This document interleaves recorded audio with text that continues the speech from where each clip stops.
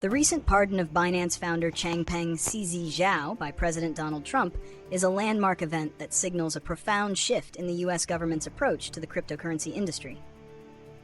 Zhao, one of the most prominent figures in the digital asset world, had previously pleaded guilty to a felony charge of failing to maintain an effective anti-money-laundering (AML) program at Binance, the world's largest crypto exchange.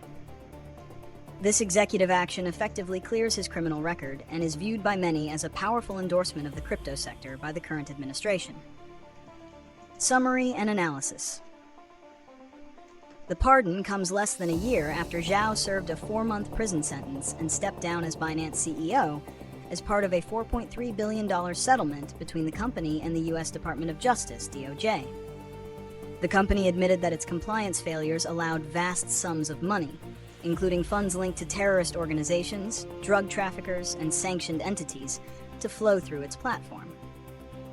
The White House framed the pardon as an end to the war on cryptocurrency waged by the previous administration, arguing that Zhao was pursued despite a lack of fraud allegations or identifiable victims. Critics, however, view the pardon as a politically motivated move that undermines financial accountability and the seriousness of AML violations. The swiftness and political context of the clemency, including the Trump family's own multi-billion-dollar crypto ventures and the crypto industry's significant financial support for the president's political campaigns, have sparked controversy and ethical concerns. The pardon effectively wipes clean Zhao's criminal record, restoring his full civil rights and potentially paving the way for his re-engagement in the U.S. crypto market. Reasons and consequences. Reasons for the pardon. The primary reasons for the pardon appear to be a political strategy and an ideological commitment to a deregulatory, pro-crypto environment. Political signal. The most explicit reason, as stated by the White House, is to signal an end to a perceived war on crypto and to reposition the U.S. as a global hub for blockchain innovation. This taps into the support of a growing, politically active, and financially influential crypto investor base. Lobbying and influence. Zhao and Binance-affiliated entities reportedly engaged in lobbying efforts for the pardon. The Trump family's burgeoning crypto business, World Liberty Financial, has also benefited from its relationship with Binance, which has utilized a World Liberty Financial stablecoin in a major transaction. Downplaying the crime. The administration and its supporters have downplayed Zhao's conviction as a purely regulatory offense without fraud, minimizing the severe implications of the AML failures, which included enabling transactions for designated terrorist groups. Consequences. The pardon has immediate and long-term consequences across the legal, financial, and political spheres, undermining regulatory enforcement. Critics argue the pardon weakens the credibility and deterrence effect of the DOJ's landmark settlement with Binance. It sends a message that high-profile, well-connected figures can circumvent the consequences of serious compliance failures. Zhao's re-entry. The cleared criminal record enables Zhao to travel freely, potentially re-engage in business activities in the U.S., and perhaps take on a more prominent role within Binance or the broader crypto ecosystem.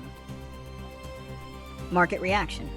Following the news, cryptocurrencies associated with Binance, such as the Binance coin, BNB, saw a significant rally reflecting investor confidence in a friendlier U.S. regulatory climate. Ethical concerns. The strong financial ties between the Trump family's crypto ventures and Binance raise significant ethical questions about the use of presidential clemency for perceived political or commercial gain. Prediction and solutions. Prediction. The pardon is a strong indicator of a deregulatory wave for the crypto industry in the U.S.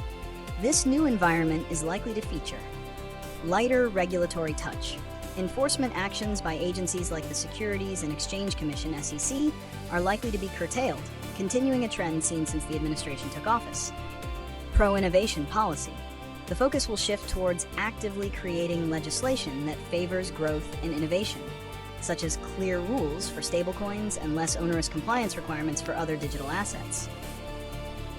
Global competition. The U.S. will aggressively pursue its goal of becoming the capital of crypto, potentially attracting more capital and talent from jurisdictions with stricter regulatory stances. Political weaponization of regulation. Future regulation and enforcement are likely to be viewed through a political lens, where actions against crypto figures are framed by one side as a war on innovation and by the other as necessary protection against illicit finance. Solutions: regulatory and ethical. To ensure the integrity of the financial system while fostering innovation, solutions must address both the regulatory gaps in crypto and the political use of clemency.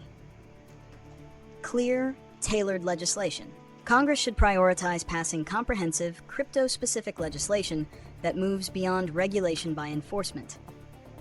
This legislation should provide clear rules for exchanges, custody, and token offerings, while retaining robust, technology-neutral anti-money laundering, AML, and Know Your Customer, KYC, requirements. Strengthening clemency ethics. The pardon power, while absolute, should be subject to stronger ethical guidelines. Legislative reforms could increase transparency around clemency requests, requiring disclosure of lobbying activities and potential conflicts of interest, especially when tied to the president's personal financial interests. International regulatory alignment. The U.S. must work with global financial bodies to ensure that easing domestic regulation does not simply push illicit activities to other jurisdictions. A consistent, multilateral approach to combating financial crime in the digital age is crucial. The core principle of compliance, preventing platforms from being used by terrorists and criminals, must be non-negotiable, regardless of the political climate.